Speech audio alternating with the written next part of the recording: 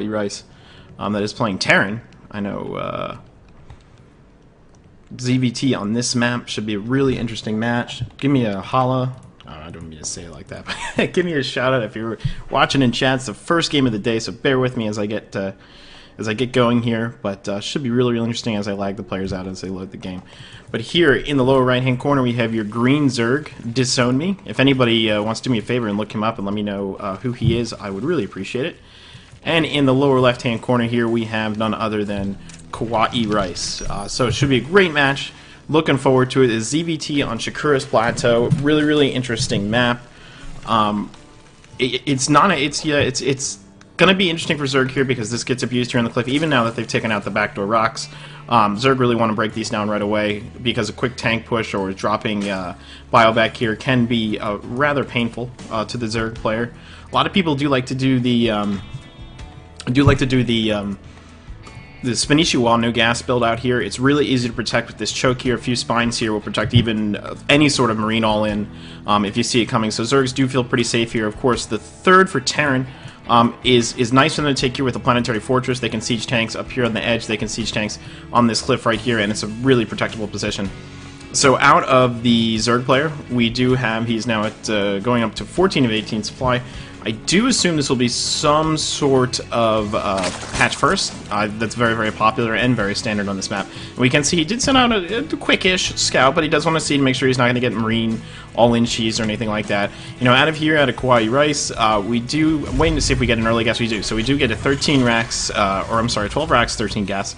So this will be a gas first build, and we'll see what we can see out of him. So we're not expecting any 2 racks marine pressure or anything like that, and we do see the hatch first here out of our Zerg player. Excuse me. So yeah, again, with the, gas first, Blue Flame Hellions, maybe not quite as good on this map as other maps, just simply because it's really easy to protect here. With good creep spread in a SimCity, and extra queens and spines, it's really pretty easy.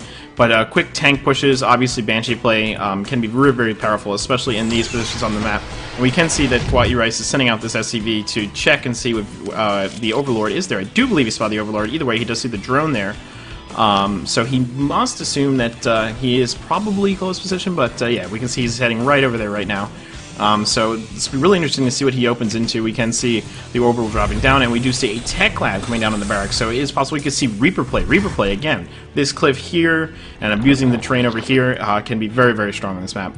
Out of the Zerg player, we do see him throwing down around a 17 gas, very standard stuff, so this will not be a no gas open, but the 15 hatch, 15 pool, 17 gas open is really standard, so we will see him saturate this gas rather quickly, I assume.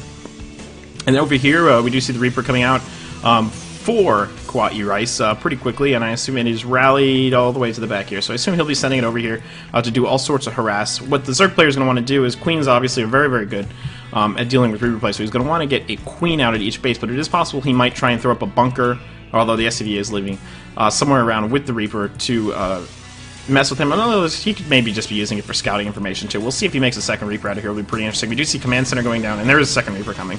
We do see Command Center coming down fairly quickly here. This 2 Reaper, they usually make 2 to 3 Reaper. Harass open for Terran is very good. It's just the key is you can't lose the Reapers. I mean, that's your safety valve early in the match. Before Zergling speed comes out, obviously the Reapers can count the kite the lings off creep. As long as possible. So we do see the Reaper coming up here to do some sort of harass. The Queen is here. He is getting a drone. I do believe Reaper's 3-shot drones, whereas they 2-shot lings. So they are very good at harassing drones, but you need to get in there. And if the Reaper will jump out of here, getting 2 kills, extremely cost effective. We do see scouting lings coming around here on the map. We do see combat shield going up rather quick for the Terran. Usually when they get combat shield first, you assume that it's going to be some sort of defensive build, so he's going to go for high economy first, and the combat shield is more useful for defensive purposes, whereas stim is generally used for more aggressive builds. We do see his second gas about to finish here for KawaiiRice, and he's thrown down several more barracks.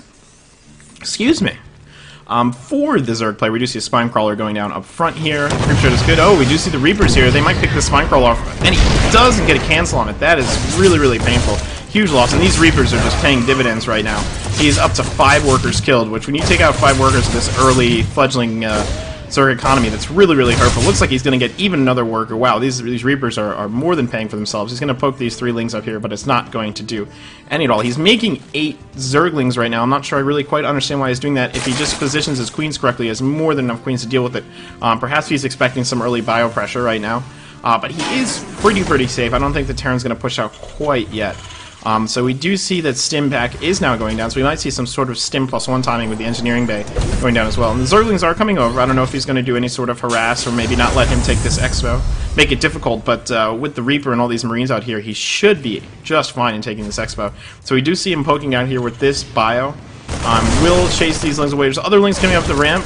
And so, he is going to try and get a run-by into the base, and he does get a run-by into the main, so he's going to see everything. He's probably going to try and pick off some SCVs. Really nice counterplay here. He needed to do something to get back in this game. His mules aren't mining, which is just so incredibly valuable. He's making him pull SCVs off, and if he could get these Lings out of here without dying, and I don't think he's going to let him do that, it would have been a pretty cost-effective attack. But we can see that he has killed 3 of KawaiiRice's workers, but KawaiiRice has killed 7 of his workers already. We can see he's droning very hard. We do see a starport and a reactor going down. The reactor going down to the factory. I assume the starport will swap over and pick up that reactor.